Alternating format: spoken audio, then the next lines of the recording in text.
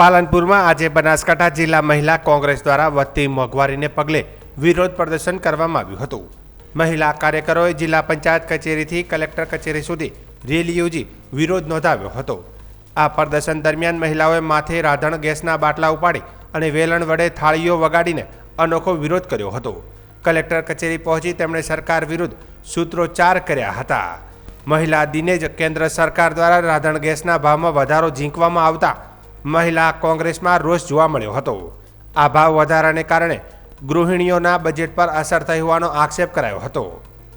કાર્યકરોએ જિલ્લા કલેક્ટરને આવેદનપત્ર પાઠવી દેશમાં વધતી મોંઘવારી પર અંકુશ લાવવા અને રાંધણ ગેસના ભાવ ઘટાડવાની રજૂઆત કરી હતી। આજે બનાસકાંઠા જિલ્લા મહિલા કોંગ્રેસ સમિતિ દ્વારા અમારા ગુજરાત પ્રદેશના મહિલા સન્માનીય પ્રભારીની હાજરીની અંદર કલેક્ટર સાહેબશ્રીને આવેદનપત્ર આપવા માટે અમે લોકો આવ્યા હતા। આવેદનપત્ર આપવા માટે એટલા માટે કે અત્યારે દિવસે ને દિવસે દિન પ્રતિદિન સરકાર દ્વારા જે ખાદ્ય ચીજ વસ્તુઓના દરેક વસ્તુઓના ભાવ વધી રહ્યા છે। દરેક મહિલાઓને પોતાનું રસોડું કેવી રીતે ચલાવવું એ પ્રશ્ન ઊભો થયો છે। ખાદ્ય ચીજ વસ્તુઓ રોજિંદા ચીજ વસ્તુઓની ભાવ વધી ગયા છે અને તાજેતરની અંદર આંતરરાષ્ટ્રીય મહિલા દિવસના આગલા જ દિવસે સરકાર દ્વારા ગેસની અંદર સીધા 60 રૂપિયાનો વધારો કરી અને મહિલાઓને માથે હાથ રાખીને રોવાનો વારો આ સરકારે લાવ્યો છે। ત્યારે અમારે સૌ મહિલાઓના વતી સરકારશ્રીને અમે કહેવા માંગીએ છીએ કે જ્યારે આપ કહેતા હતા કે તમારા ભાઈને યાદ કરજો, જ્યારે તકલીફ હોય ત્યારે તમારો ભાઈ આવીને ઊભો રહેશે, ત્યારે અમારા ભાઈને અમે યાદ કરીએ છીએ ક્યાં સંતાઈ ગયા છો।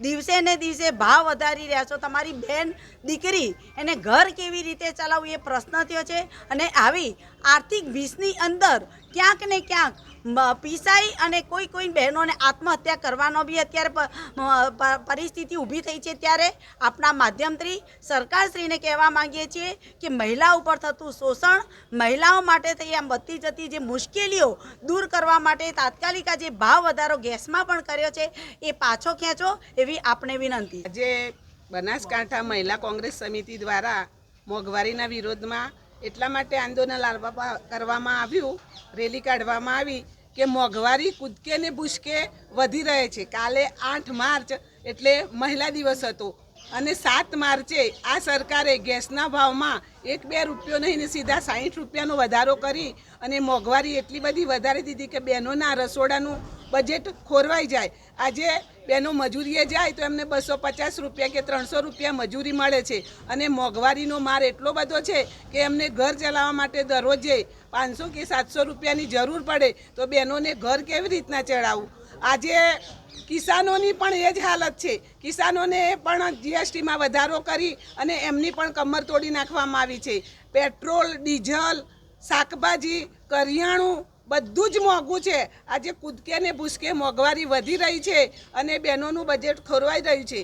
આપણા વડાપ્રધાન તો એવું કહેતા હતા કે બહેનો તમને કંઈ પણ તકલીફ પડે તો મને 20 પૈસાનું પોસ્ટકાર્ડ લખજો, પણ હાલ બહેનોની એવી પરિસ્થિતિ છે કે એમની પાસે 20 પૈસા પણ બચતા નથી। તે પોસ્ટકાર્ડ લાવીને લખે અને આટલું મીડિયામાં બતાવવામાં આવે છે, ફેસબુક પર બતાવવામાં આવે છે, ઇન્સ્ટાગ્રામ પર બતાવવામાં આવે છે, પણ આ આંધળી બેરી સરકારની નથી તો આંખો ઉઘડતી, નથી તો કાન ખુલતા, નથી એ જોતી કે નથી એ સાંભળતી।